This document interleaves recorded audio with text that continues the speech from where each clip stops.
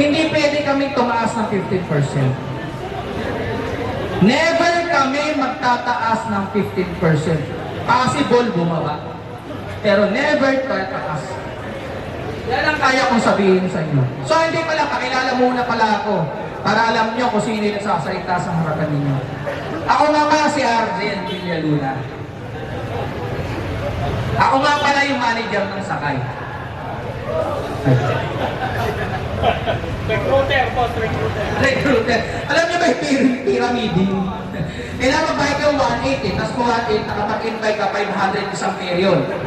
Tapos beta ka sabon. Ginawa namin yung hearing na to para sa mga rider.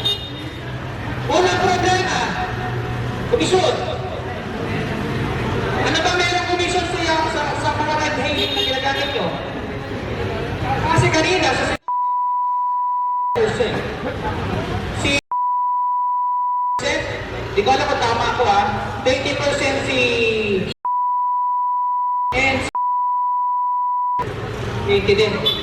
Hindi naman nagkakalayo yan. So gano'n. So kung kanina si Kuya yung si ko, kami dito ka. 15% kami, yan ka na lang. Ayun ang question bakit ka nagpunta dito na mas mababa pa na ako ka nandito? Kasi sa amin 15%, sa kanya 10% lang. Talo nakakad kami.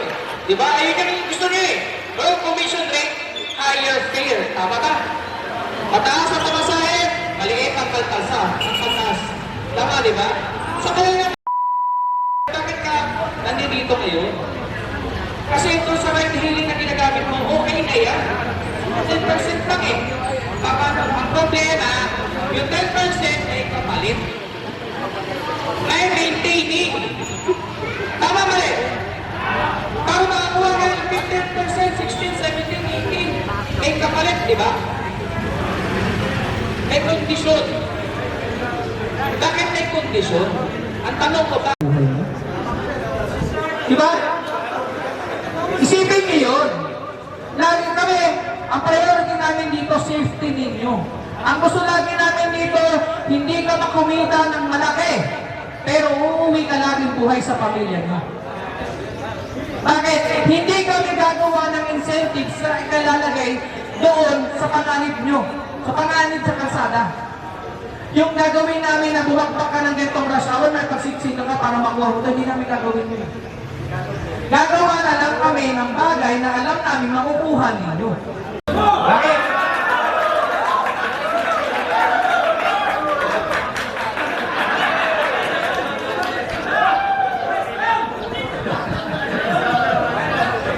Wala pa nga siya sabi. Bakit ba ikilala ninyo?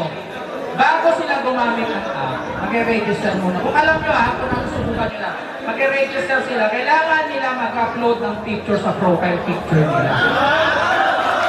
Otherwise, kapag hindi nila ginawa yun, hindi sila pwedeng gumamit ng app. Ngayon, sir, paano yung pag hindi naman nila mukha nila kayo ito, makikita namin. Binablock namin yung mga account na pasaway na ayaw sumunod sa amin. Dahil na pro-rider nga kami, sumunod kayo sa amin. Tama? Okay, kumasa may poster na tayo Diba? Bakit kasi unfair? Si pasahero nakikita kayo. Alam lahat ang detalye nyo. Tapos sila alam nyo, fake name pa. Alias lang. Diba?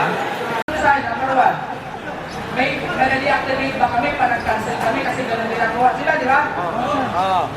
Mag-post lang kayo, walang cancellation. Ay, wala tayong post. Wala tayong deactivation. Meron tayong cancellation, just for example, si Kuya, nag-book, double booking. Normal lang nangyayari.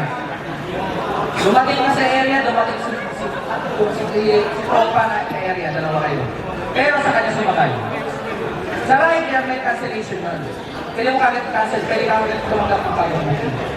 Kasi sa pagkakaalam ko sa iba, i-wait ka muna ng 5 minutes sa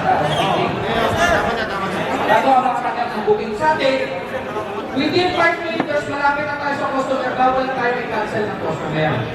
Oo, wala yung cancellation nila. Basta 500 meters, malapit na tayo sa customer. Pagdating namin sa area, tayo lang i-cancel. Kaya na-double booking na nga. Patunayan nyo na na-double booking. Picturean nyo, na-double booking na nga. Screenshot ko kung sino nabuksan nyo para ma-block natin siya.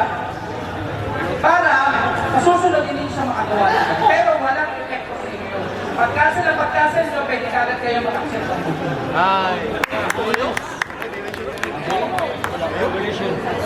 So, pag-ilan na yun, pag-inapak nyo. Ano pa, meron tayo?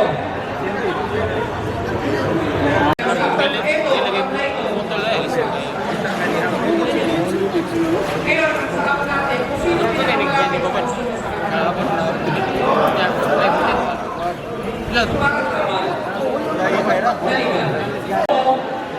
ay less than 50, ano pa rin? Eh, pwede ka pa rin mag-receive ito ng 50 pesos. As long as meron, kaya pang mag-deduct ng 15% sa wallet mo, pwede siya mag-accept ng booking. Ngayon, wala ka ng pera, pag-piso na lang. Accept ka ng booking, papasukan pa rin ng booking yun. Pero hindi mo na siya ma-accept, lalabas na insufficient fund. Kailangan mo na mag-load sa wallet mo.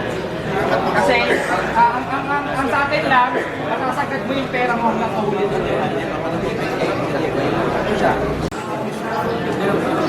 Hindi namin kaya magbigay ng malaking incentives. Bakit? Kasi pag ginawa namin yun, makaisang buwan, sarado na kami. Kaya sila, kaya nila magbigay ng malaking incentives. Tapos na sila. Kumbaga, ang ibig sabihin, nakita na nila yun. Nakapag-ROI na sila. Kami wala pa kaming ROI, hindi pa kami generate. So, kapag kami naman ay kumita na, mararamdaman niya, for sure. Vision nyo to, pag hindi naramdaman, pass nyo kami. Oo. Payahin na muna kami. Pero may incentives din naman kami. Ano incentives natin? Bukod sa libre, 100 top up, automatically, man-activate kayo. Pag naka-10 rides kayo per day, meron kayo makukuha ng 100 pesos.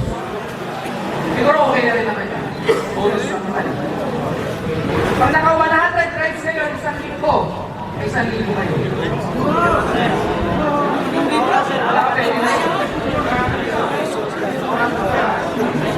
Walang allocation time. Walang allocation time. Wala 10 rides, 24 rides. 100 rides, 24 rides. Kung mabibigyan namin ng magandang serbisyo sila, dapat pinigin nila. Tama? Tinodin nga, no? Wag lang kayong gagawa ng mali para hindi kayo ma-deactivate o ma-restore. Dahil kung rating lang ang pag-uusapan, nire-rate kayo, may rating din tayo. Kung nire-rate kayo ng passenger, basta wala kang pakialam. Walang epekto yun sa performance mo. Basta wag lang kayong gagawa. Okay? So, ilan ang binigay namin benepisyo? 7. Lahat pa ng problema ninyo na solusyonan dito? No. Pero sa post nila, ano nakalagay? Free! 5,000! Top up! May nakita ba kasi with condition? Wala, di ba? O, sino nagsisinungaling? So, bakit may nasasabi sa amin na kami ay, 100 ang daw ako ibigay namin, maliit lang daw sa top, hindi kami free helmet. Kasi hindi naman kami nagsisinungaling eh. Ang mabalik sa Sinasabi lang namin mo, karan sa tusod mo bit. Kasi nila Ilang yung kasi nga sumaga. Ayaw namin pag hyperbole o something, gumamit ng Ang panitig na ganyan malalaki na hindi namayad sa namayad sa angkas. na kailangan nyo tumaan sa kondisyones. Ako, nalawat ako sa angkas. Diba? Una, si Katotohanan Cindy. kami. Okay lang kahit maliit. Pero Okay, totoo. labot sige pang rides. Diba? So, ano ba Pag gusto unang ninyo? Yung nagsisinungaling? unang transfer ako sa Sabi angkas lang. kay 22. Kasi doon pa lang sa Sunas sa market buwan. advertisement pa lang nyo, free 5,000 top up. Hindi totoo, sir. Wala naman nakalagay ng inclusion doon. Tutos ko buwan. Tapos, nakatikin buwan ko upas ka semana ko ibay og tag 4,000 nya 1,000 top up. Tama mali. Nya na 30,000 nga Sabihin nyo sa akin mali ako. kapon rice 120 semana. agad oh. Ha? Kuha nya tag 3,000. Wa pay labot sa intindi mo daw nga tag 3,000. Nag-activate daw siya. Wa niya mga kaslisod. Amo sa dito kami. Pera kunin ka. Kailangan sundan mo muna to. Biyahe na tumusad mula trabaho hanggang bahay. Sasakay ang plakable lang ang buhay. Ligtas at komportable ang mission and vision ng sakay. mabilis magalaw. Yan ang gusto nyo iparating sa inyong lahat. Buhay nyo? Sakay tara Kasi ang hindi mo kailangan sabay sa biyahe. Isang pindot lang andyan na palege. Parang Grabo Joyride din ang ginhawa. Sakay, serbisyo para sa masa. Motor o kotse, pumili ka lang. Abot kayang sakay, walang aberyayan. Mga driver namin maasahan. Sakay service, laging handaan. Sakay ang sagot, saan ka man mapunta. Lang yan. Sakay ang biyahe ng bayan. Sakay, tara na, sabay sa biyahe. Isang pindot lang andyan na palege. Saan ka man kami handa. Sakay, serbisyo Ng bawat Pilipino siya. Sakay Transportation Service. Ang biyahe mo, alaga namin saan man kailanman.